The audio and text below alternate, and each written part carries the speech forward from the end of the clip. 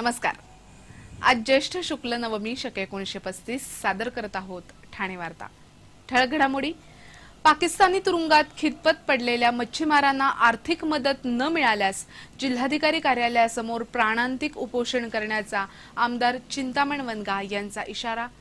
ठाण्यात रोज 92,000 kilo plastic कचऱ्याची निर्मिती आणि जिल्ह्यातील विशेष दाखले वितरण शिबिरात एकाच दिवशी 13,000हून अधिक दाखल्यांचं वितरण। या आणि इतर घडामोडी विस्तृतपणे पण काही क्षणातच। ठाणे शहरात रोज 92,000 किलो प्लास्टिकचा कचरा निर्माण होत असून या कचऱ्याची विल्हेवाट लावणं ही प्रशासनाच्या दृष्टीनं मोठी डोकेदुखी ठरली आहे। ठाणे महापालिकेनं याबाबत एका खासगी संस्थेला सर्वेक्षण करण्यास सांगितलं होतं। या सर्वेक्षणात ही बाब उघड झाली आहे। प्लास्टिकचा कचरा नाले खाडीमध्ये जाऊन पाणी तुंबण्याचे प्रकार घडतात, त्यामुळे याच्यावर मात कशी करायची हा मोठा प्रश्न सध्या पालिका प्रशासनासमोर आहे। किराणा मालाच्या दुकानातून मोठ्या प्रमाणावर प्लास्टिकचा कचरा निर्माण होतो। किराणा मालाच्या दुकानातून जवळपास 11,000 किलो प्लास्टिकचा कचरा निर्माण होत असल्याचं या सर्वेक्षणात निष्पन्न झालंय। दुधाच्या पिशव्या 7,000 किलो, तेलाच्या पिशव्या आणि सौंदर्य प्रसाधनांचं पॅकिंग जवळपास 10,000 किलो निर्माण होत असल्याचं या सर्वेक्षणात पुढे आलंय। ठाणे महापालिका क्षेत्रात उथळसर प्रभाग समितीमध्ये सर्वात जास्त म्हणजे रोज 13,000 किलो प्लास्टिकचा कचरा निर्माण होतो। त्यापाठोपाठ नौपाडा, रायलादेवी, कोपरी यांचा क्रमांक लागतो। ठाणे जिल्ह्यात आयोजित करण्यात आलेल्या विशेष दाखले वितरण शिबिरात एकाच दिवशी 13,884 दाखल्यांचं वितरण करण्यात आलं। 10वी-12वीचे निकाल जाहीर झाले असून विद्यार्थ्यांना पुढील प्रवेशासाठी लागणारे सर्व प्रकारचे विविध दाखले त्वरित मिळावे यासाठी सुवर्ण जयंती राजस्व अभियानांतर्गत जिल्हा प्रशासनाच्या वतीनं एकाच दिवशी 15 तालुक्यांमध्ये विशेष दाखले वितरण शिबिराचं आयोजन करण्यात आलं होतं। ठाण्यामध्ये सरस्वती सेकंडरी स्कूलमध्ये आयोजित करण्यात आलेल्या विशेष दाखले वितरण शिबिराचं उद्घाटन जिल्हाधिकारी पी वेलारसू यांच्या हस्ते झालं। या दाखले वितरण शिबिराला मोठा प्रतिसाद मिळाला होता। या शिबिरात डोमेसाईल, उत्पन्नाचा दाखला, नॉन क्रिमिलेअर, जातीचे दाखले तसंच इतर अन्य आवश्यक दाखल्यांचं वाटप करण्यात आलं। संपूर्ण जिल्ह्यात झालेल्या या शिबिरामध्ये 13,884 दाखल्यांचं विद्यार्थ्यांना वाटप करण्यात आलं। अतिवृष्टीच्या काळात जीविताची काळजी घ्यावी असं आवाहन ठाणे महापालिकेनं केलंय। अतिवृष्टी आणि भरतीच्या काळामध्ये नाल्यावरील आणि सखल भागातील बांधकामांना मोठा धोका पोहोचण्याची शक्यता असते। या पार्श्वभूमीवर नाल्याजवळ आणि सखल भागात राहणाऱ्या नागरिकांची गैरसोय होण्याची शक्यता असते। अतिवृष्टी झाल्यास अथवा भरतीच्या काळात प्रति तास 50 मिलीमीटरपेक्षा जास्त पाऊस झाल्यास शहरामध्ये वंदना चित्रपटगृह, गजानन महाराज मंदिर, राम मारुती रस्ता, गडकरी पथ, Almeida road, Deodhar hospital, Gokhale रस्ता, जिजामाता मंडई, doctor Moos road, Vrindavan, Shrirang, Ghodbunder, Vitawa railway पूल, दिवा स्टेशन, बेलापूर रस्ता अशा ठिकाणी पाणी साचण्याची शक्यता असते। या पाण्याचा निचरा व्हावा म्हणून महापालिका प्रशासनानं आवश्यक ती उपाययोजना केली असली तरी नागरिकांनी दक्षता घ्यावी असं आवाहन महापालिकेनं केलंय।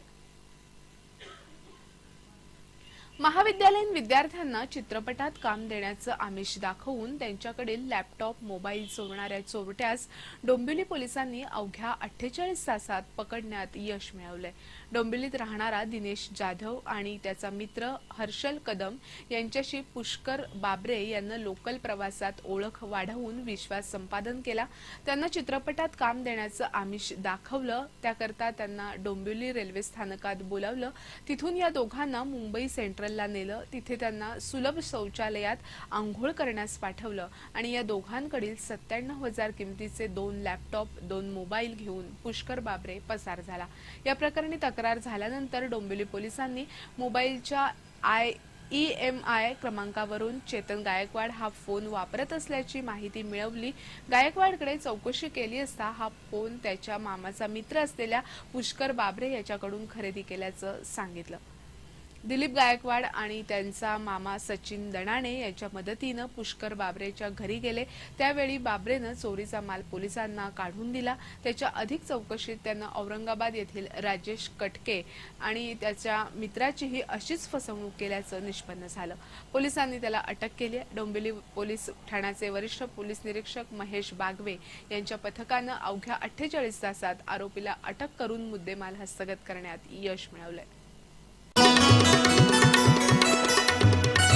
ठाणे महापालिकेनं पार्किंगच्या धोरणास तिलांजली द्यावी आणि सायकल मार्ग तसंच चालता येण्यासारखे पदपथ निर्माण करण्याला प्राधान्य द्यावं अशी मागणी ठाण्यातील एक जागरूक नागरिक नितीन देशपांडे यांनी पालिका आयुक्तांकडे केली आहे। ठाणे महापालिकेनं नुकतंच नवं पार्किंग धोरण जाहीर केलंय। यामुळे पालिकेला 18 कोटींचं उत्पन्न अपेक्षित आहे। ठाणे महापालिका जाणून बुजून प्राथमिक बाबींकडे दुर्लक्ष करत असल्याचा नितीन देशपांडे यांचा आरोप आहे। ठाणे महापालिकेच्या निर्मितीनंतर 14 वर्षांनं रस्ता रुंदीकरणाचा कार्यक्रम हाती घेण्यात आला होता। यासाठी ठाणेकरांनी आपल्या जागा शहराच्या विकासाकरता दिल्या होत्या, पार्किंग लॉट्ससाठी नाही, असं देशपांडे यांचं म्हणणं आहे। महापालिकेच्या विकास आराखड्यात राखीव असणारे भूखंड महापालिकेनं केवळ आर्थिक कारणास्तव घेतले नाहीत। आजही पार्किंगसाठी जागा नसताना हॉटेल, लग्न समारंभ अशा गोष्टींसाठी ठाणे महापालिका परवानगी कशी देते हे समजू शकेल का, असा प्रश्न त्यांनी पालिका आयुक्तांना विचारलाय।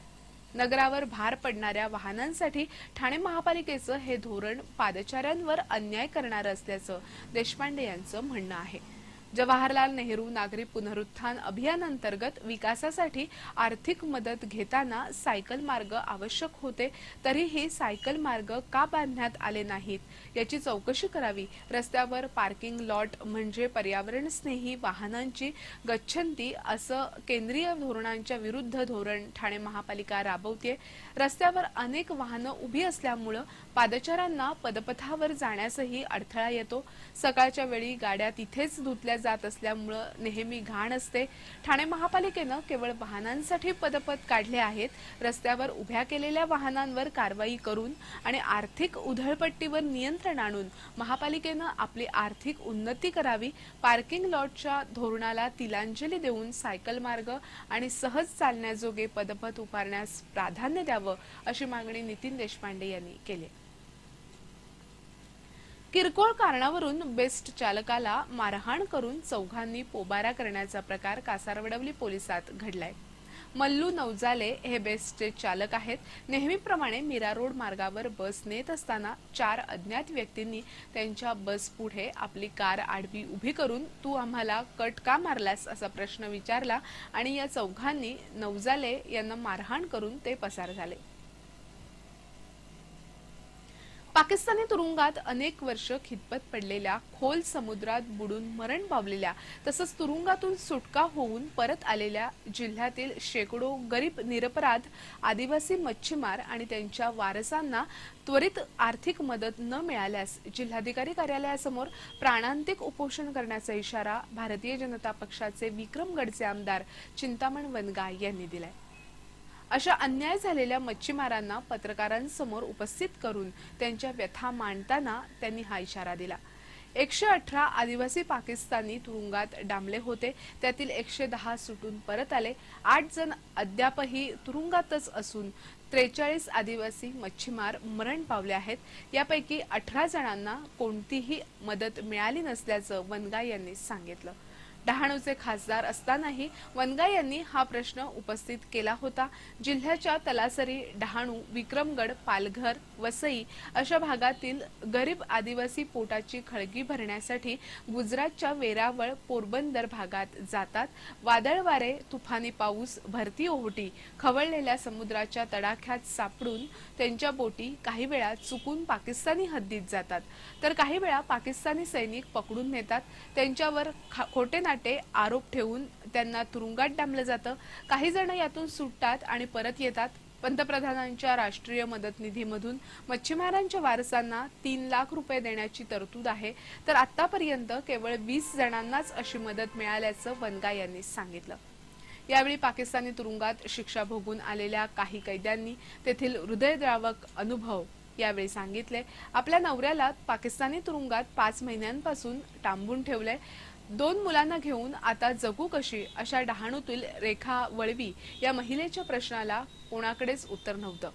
पाकिस्तानी कारागृहात हलक्या प्रतीचं जेवण दिलं जातं, मारून मुटकून काम करायला लावतात असा अनुभव जितेश ठाकरे यांनी यावेळी सांगितला. पाकिस्तानी सैनिक गटागटानं येतात आणि मच्छीमारांवर हल्ला करतात, त्यांच्या बोटीला भोकं पाडून त्यांची बोट नष्ट करतात, बेदम मारहाण करून शिवीगाळही केली जाते असे अनुभव अनेकांनी यावेळी ऐकवले. तर गणेश डोलारे या मच्छीमारानं पाकिस्तानी कारागृहात चांगला अनुभव आल्याचं सांगितलं. कारागृहातील जेवण निकृष्ट दर्जाचं असलं तरी आम्हाला मारहाण झाली नाही. जेवणाच्या दर्जाबाबत आंदोलन केल्यानंतर आमची कारागृहातून सुटका झाल्याचंही एका मच्छीमारानं सांगितलं. कारागृहातून पत्र लिहिण्यास मुभा असल्यामुळे घरच्यांशी संवाद साधता येतो आणि त्यातूनच सुटकेचा मार्ग मिळतो असंही एका मच्छीमारानं सांगितलं.